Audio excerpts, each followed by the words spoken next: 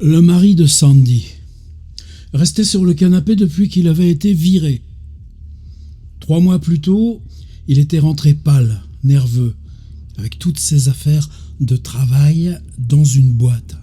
« Joyeuse Saint-Valentin », dit-il à Sandy, en posant sur la table de la cuisine une boîte de chocolat en forme de cœur et une bouteille de Jim Beams.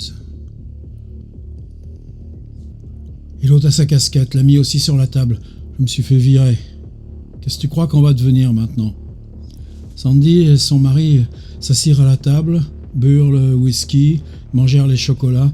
Ils parlèrent de ce qu'ils pourraient faire au lieu de poser des toits sur des maisons neuves.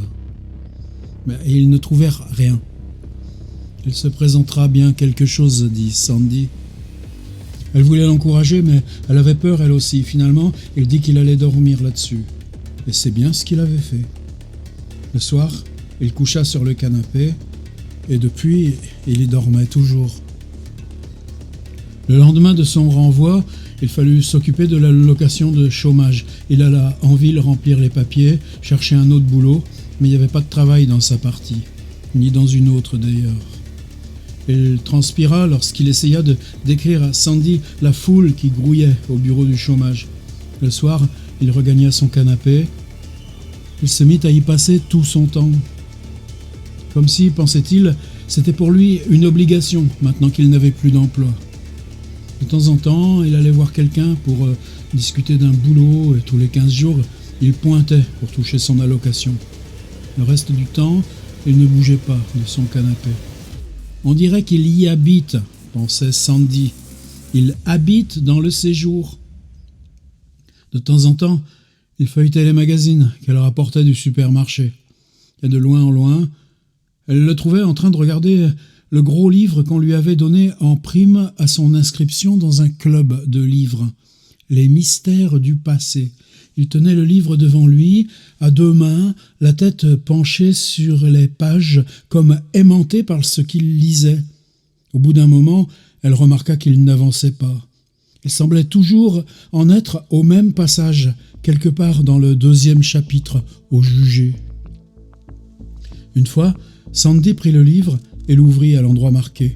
Elle lut l'histoire d'un homme découvert après avoir passé 2000 ans dans une tourbière, au Danemark ou en Hollande. Il y avait une photo. L'homme avait le front ridé, mais une expression sereine sur le visage. Il portait un bonnet de cuir, était couché sur le flanc. Ses mains et ses pieds s'étaient ratatinés, mais à part ça, il n'était pas trop horrible. Elle lut quelques pages, puis remit le signet où elle l'avait trouvé. Son mari le gardait à portée de main sur la table basse devant le canapé. Saloperie de canapé. Maintenant, elle n'avait même plus envie de s'y asseoir. Elle n'arrivait pas à imaginer qu'autrefois, il s'y était couché pour faire l'amour. On livrait le journal à la maison tous les jours. Il le lisait de la première à la dernière page. Elle le voyait lire absolument tout, y compris les annonces nécrologiques, le bulletin météo donnant la température de toutes les villes et les nouvelles des affaires qui annonçaient les fusions d'entreprises, les taux d'intérêt. Le matin, il se levait avant elle, allait à la salle de bain, puis il allumait la télé, faisait le café. À cette heure-là, il avait l'air en forme et joyeux, pensait-elle. Mais le temps qu'elle parte à son travail, il avait repris sa place sur le canapé et la télé marchait. La plupart du temps, elle marchait encore à son retour l'après-midi. Il était assis sur le canapé ou couché, habillé comme lorsqu'il allait travailler, blue jeans, chemise de toile. Des fois, la télé était arrêtée et il était assis, son livre dans les mains.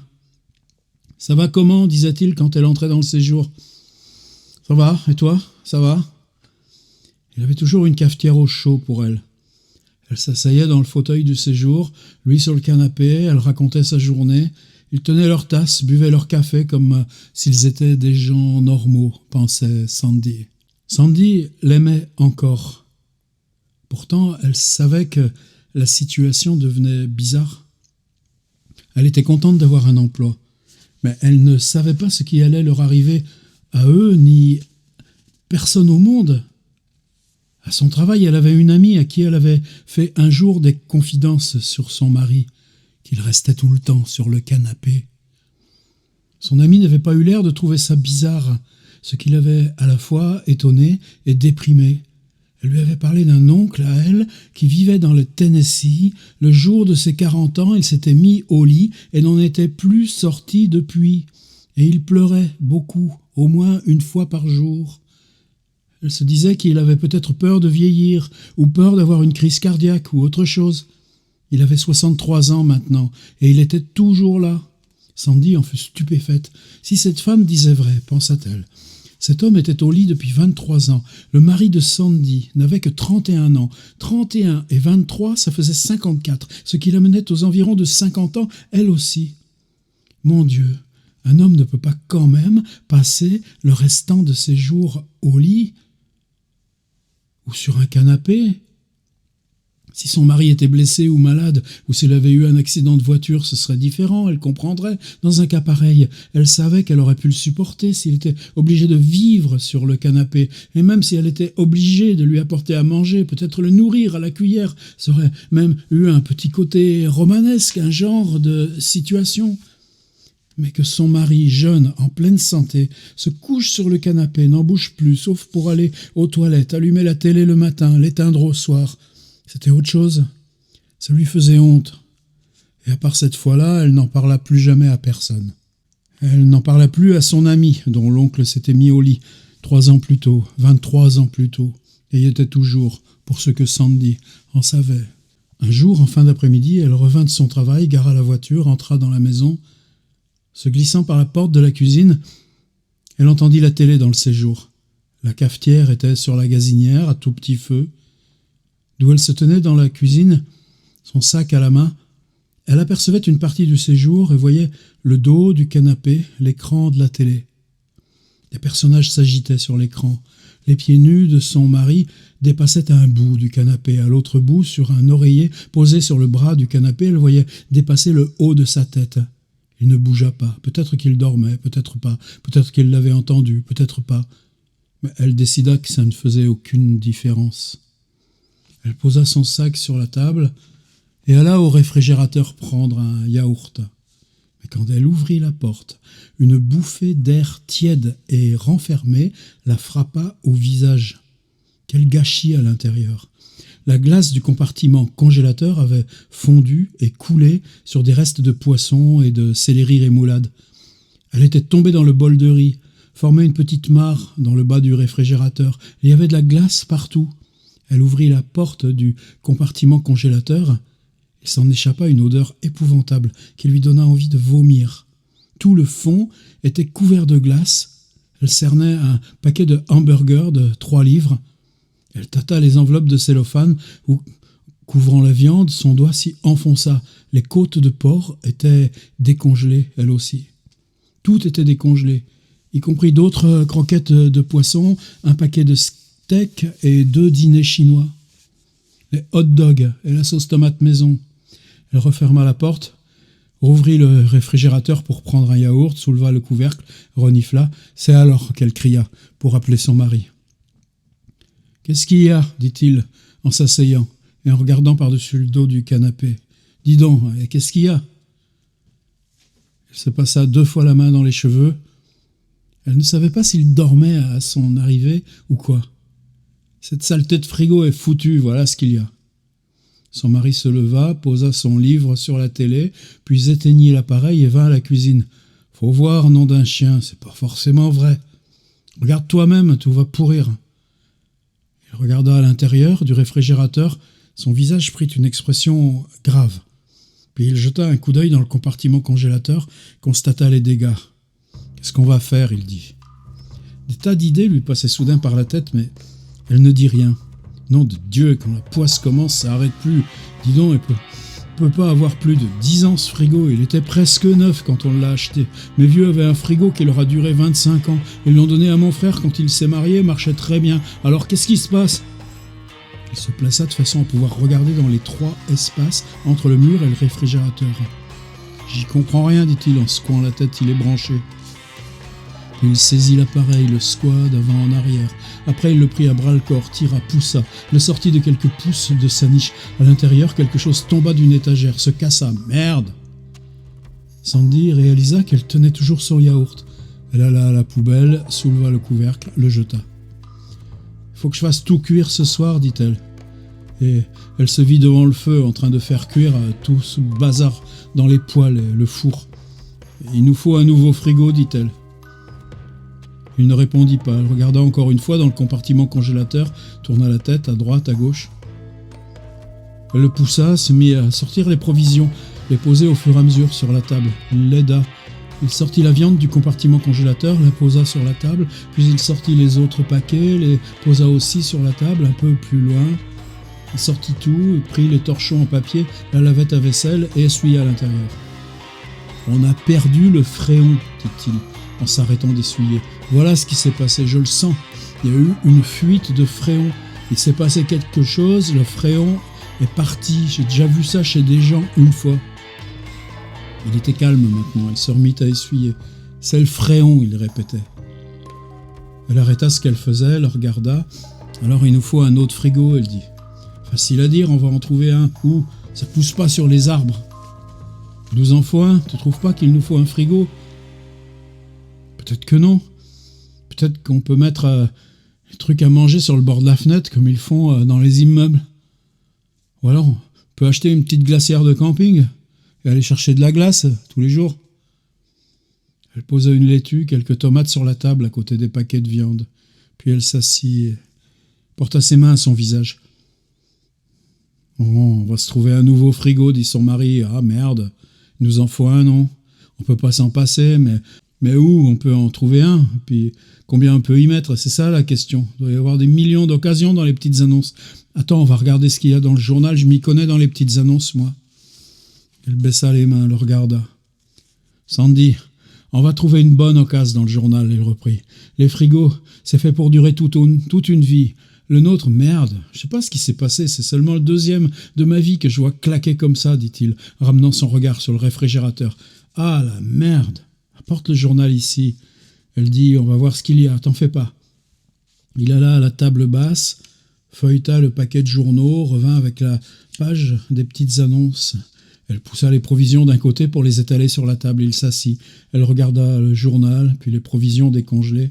« Faut que je fasse cuire les côtes de porc ce soir, dit-elle. Puis les hamburgers, puis aussi les steaks et les croquettes de poisson. Faut pas que j'oublie les dîners chinois. » « Saloperie de fréon, il dit. Ça pue partout. » Ils se mirent à lire les petites annonces.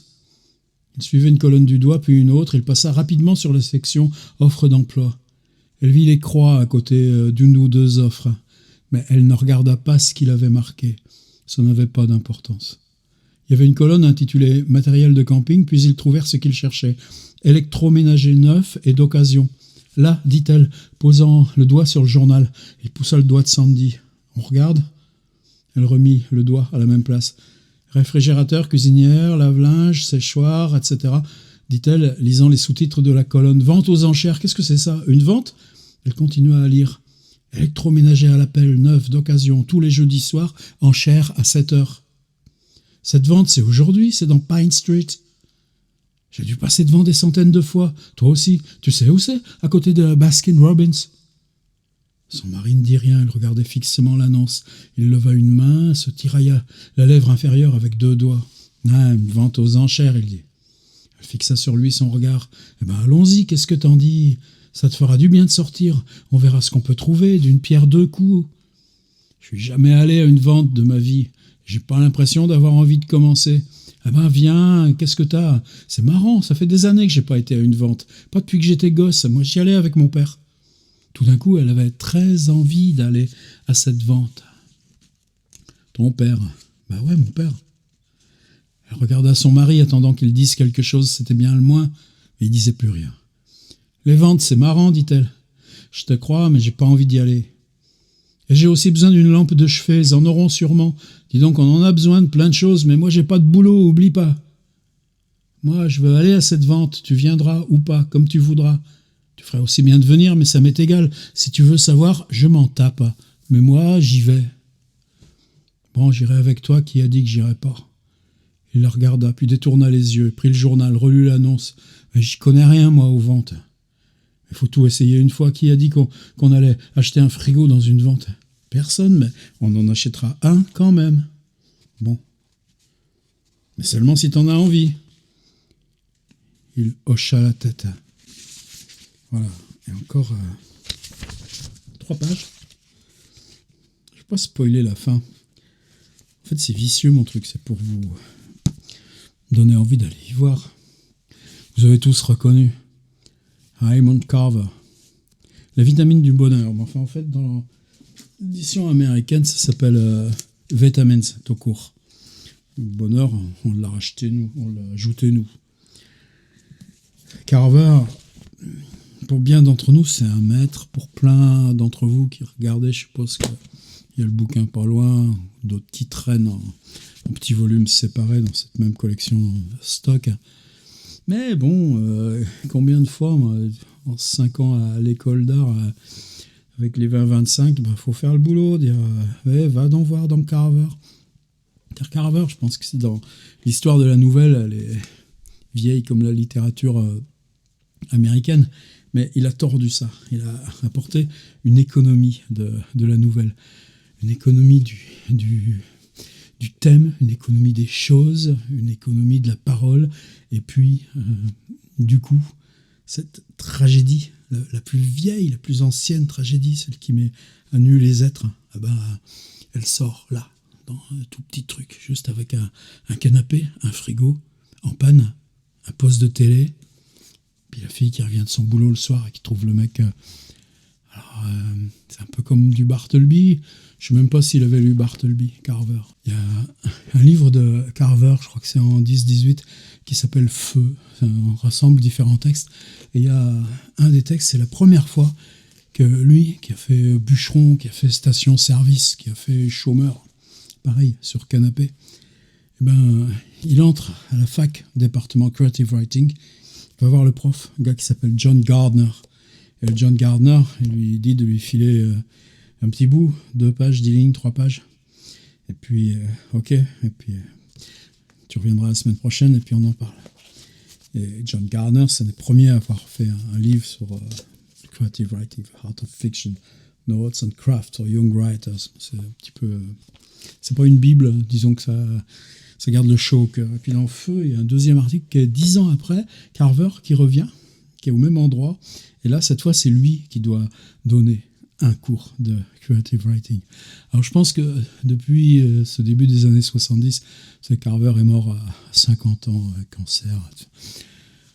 Il n'y a pas un auteur, nulle part, pour les questions du récit dans la littérature américaine contemporaine, mais je pense que ça vaut largement pour nous aussi, qui ne passe pas par l'atelier, par l'économie. Carver. Alors nous, on les connaît comme des chansons, comme des blues, ces histoires. Rappelez-vous celle très brève, avec ça sonne à la porte, le gars il ouvre, et c'est un type qui a plus de main, il a 2 crochets en fer, et il vend aux gens avec un Polaroid des photos de leur maison, c'est-à-dire le Polaroid depuis la maison, avec la porte, la fenêtre, et le gars sur le Polaroid que lui montre le gars, il se voit lui-même derrière la fenêtre, et bon, on s'engage une conversation, une tasse de café, le mec veut aller aux chiottes. Puis, vous êtes tout seul, pourquoi vous êtes tout seul? Et puis, moi aussi, je suis... Et puis, les crochets, c'est à cause de mes enfants que ça. Et puis, ça finit sur le toit de la maison. 4 pages, hallucinant, vous avez en tête. Sinon, allez la chercher. Alors, juste avant, j'avais fait une vidéo sur Théo Cassiani qui dit, ailleurs, moi, j'aime pas les dialogues. Il dit parce que le dialogue, quand ça commence, on sait d'avance comment ça va être le dialogue. Et Carver, il nous apprend exactement le contraire. C'est un petit peu à cause de ça que c'est venu que j'aille le chercher, le reprendre. Mais bon, si je tiens 30 vidéos, il va falloir piocher, dur, exhumer. On va prendre des trucs, peut-être que vous connaissez déjà, peut-être pas. Moi, si vous connaissez pas, vous avez l'histoire du frigo en panne.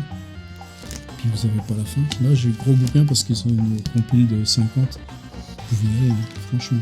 Sinon, Vitamins, évidemment, c'est le sommet. Il y a un truc magistral aussi.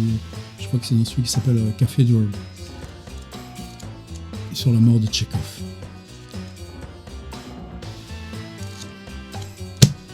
Allez,